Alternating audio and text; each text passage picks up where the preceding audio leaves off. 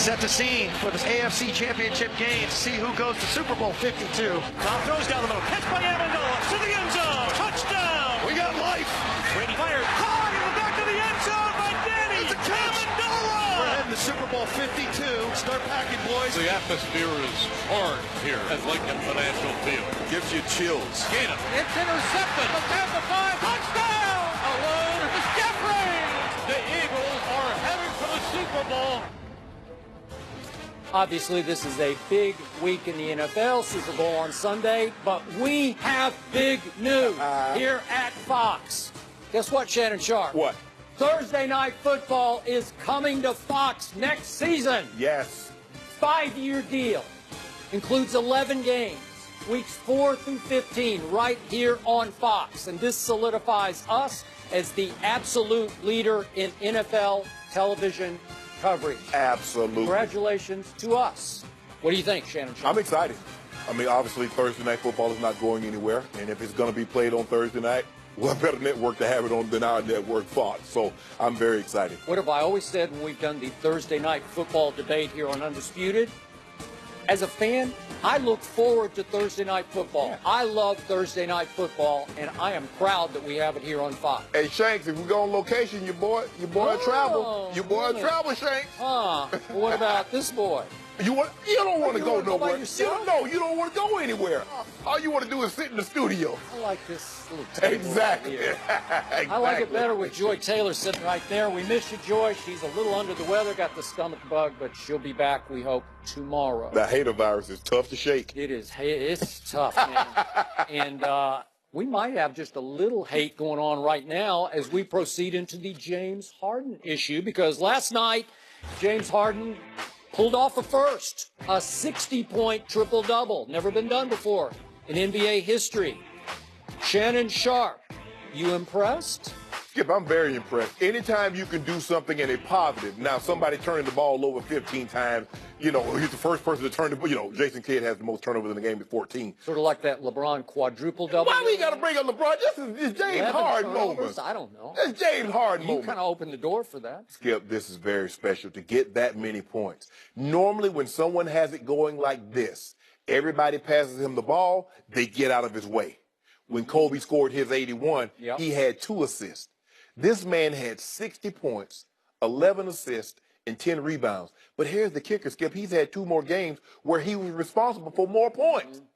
But for him to score 60 and still get his teammates involved, because with 2 minutes left in this ball game, they were tied. No, it was a close game. It went to the wire. They needed all of him. In Kobe's 81-point game, he had 2 assists. He was responsible for 86 points.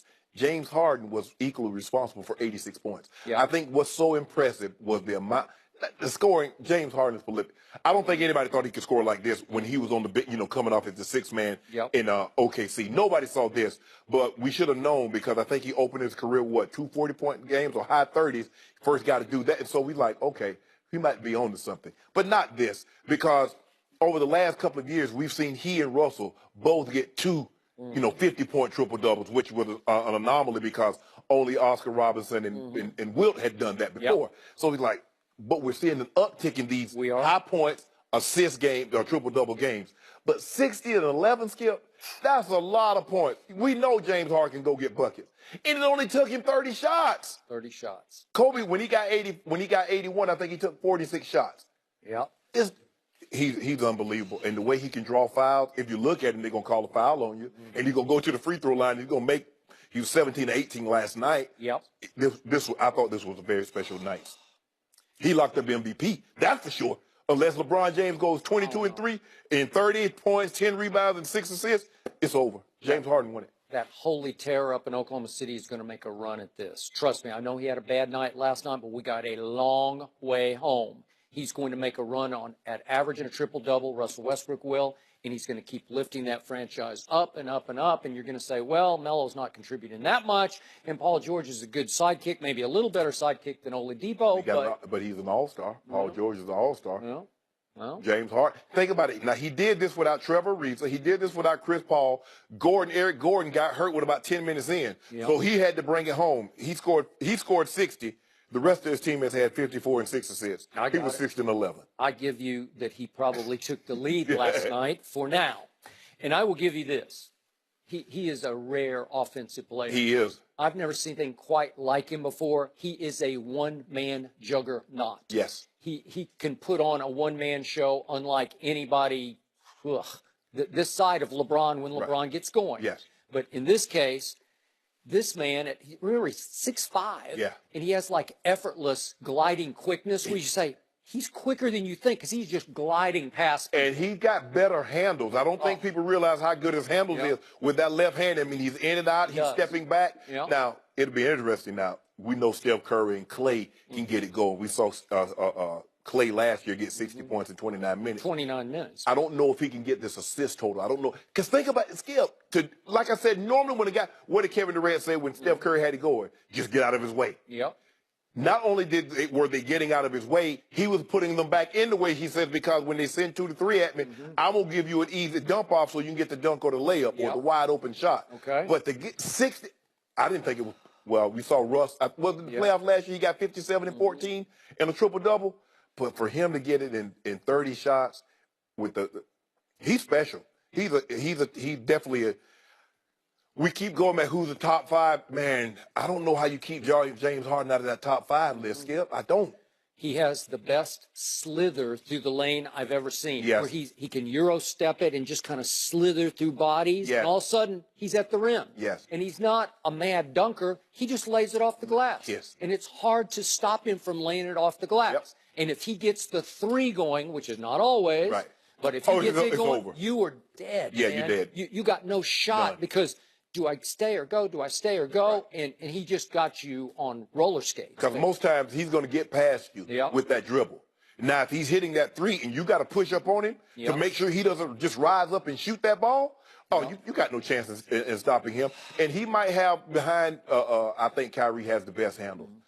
Steph Curry got better handles than people give him credit for. I agree with that. But James Harden is up there. He's in the conversation. Yeah. Now, for some perspective, let's step back from last night. It was a January 30th game in Houston against the Orlando Magic. And what happened in this game, Mr. Sharp? There was no Chris Paul. Nope. There was no Trevor Ariza. Yep. And pretty quickly, there was no Eric Gordon. Correct. So you've lost all of your offensive firepower, and all of a sudden, James Harden's got the greenest light in the NBA. He always has a green light. Well, he does, but now he said he turned to the coach and said, we don't even have Eric. Right. And Tony says, go, just do it. You do it. So he did it and kept on doing it, and it took every last dribble that he had in him, every last point, to keep Orlando from pulling off the upset. He played 46 minutes and 26 seconds. Okay. I mean, think about that. So he had Probably a tired young man. Yeah. So it just goes to show you what Wilt did. Wilt once played 48 minutes and 5 seconds for an entire season. So he played every minute plus the overtime when you equate it. Skip 46 minutes. That's a lot of minutes. And James Harden is coming off where he missed like 2 weeks because of that hamstring. So I don't know if he's fully healthy. Man, if he hadn't won this game, Skip, I don't even know if we'd talked about it. Okay. Because, it's just like Booker. Remember, Devin Booker had that 70 point, and it was just a fleeting moment. He got 60 and 11 and 10. You got to talk about this because we've never seen it before in the 75, 76-year history of the NBA. Okay. Now I'm going to talk about another game because this is my issue going forward with James Harden. Do you remember one morning you came in here after Game 6 of the playoff series Spurs versus Rockets? Yes. And Game 6 became the closeout game in Houston. Yes. And you sat right there in that same seat, and different words were coming out of your mouth in very different tone about James Harden. Yes. Because you were outraged at the disappearance of one James Harden against a Spurs team that was playing without Kawhi and without Tony Parker. Yes. Game 6 will live in infamy for years. Yeah, he's not living that down. No. Okay? So, just for the record, he scored in that closeout game, and they lost that game 114 to 75. Yes. 114 at home to a depleted Spurs team.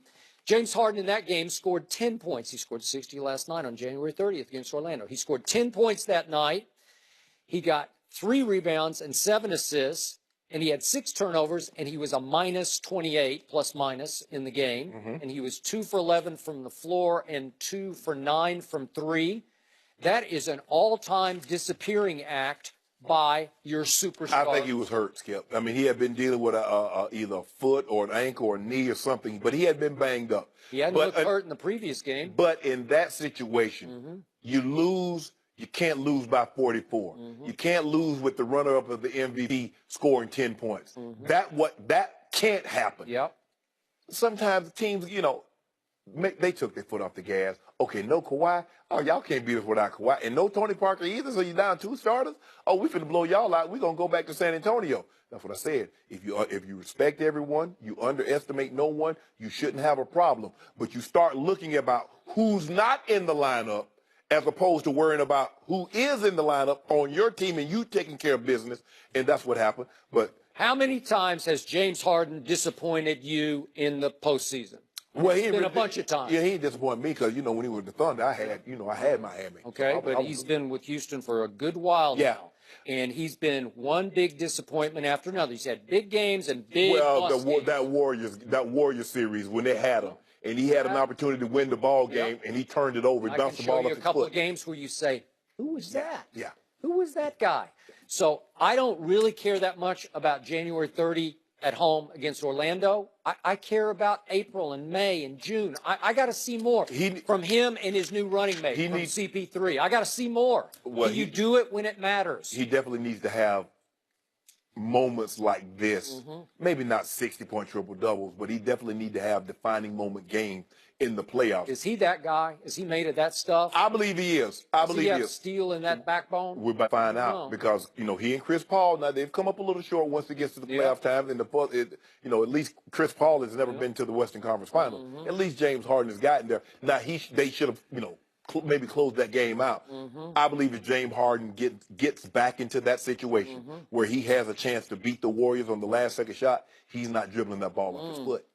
Rockets play the Spurs tomorrow night. Oh, he about to dump on y'all. Is he going to do 60 dump on y'all? You think so? 30 plus. Case to do on 60? No. You just wasn't like only Wilt put back-to-back 60-point games. I'm just saying he's that guy. He says so. I don't think he's that 60-point games back-to-back, really. I can't wait for what's coming up next because Michael Vick, who's played a little quarterback in his day, joins us here on Undisputed to settle a raging debate that these two have been having for quite a while. Is Tom Brady exaggerating this laceration on his throwing hand? Stay tuned for this.